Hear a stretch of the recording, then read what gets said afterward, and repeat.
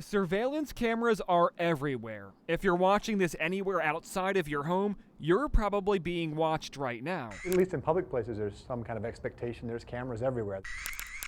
But it's hidden cameras that have some people concerned. Just last month, Hertz admitted it's installed 60,000 cameras in its rental cars the company claims is a way to communicate with lost drivers.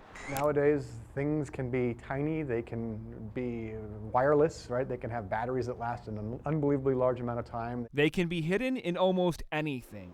Pens, key fobs, purses, and they're hard to spot. Unless you know what you're looking for. Had a lot of friends killed by drunk drivers, seen a lot of families suffer as a result of impaired driving. You might expect him to describe those drivers in less than flattering terms, but listen to this. This is a crime that occurs where people simply make a bad decision, and we hope to hold them accountable and help them learn from that mistake.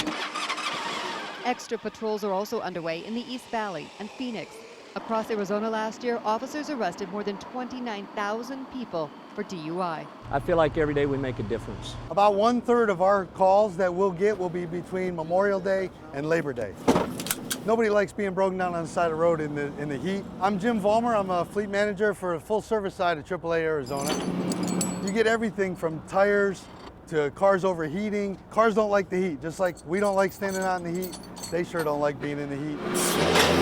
There's probably more tire calls in the summer than any other time of the year. If you don't have the correct air pressure in your tires on this hot pavement, tires have a tendency to let go more. The better you take care of your car, the more your car's going to take care of you. And those millions of attacks are being tracked online by something called the Norse Attack Map. It's tracking in real time where these cyber attacks are originating from and what and where they're targeting.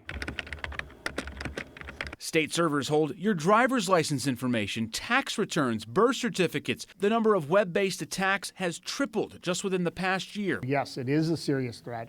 We are concerned about those threats. We are concerned about the damage that those criminals can do. So we do take those attacks very seriously.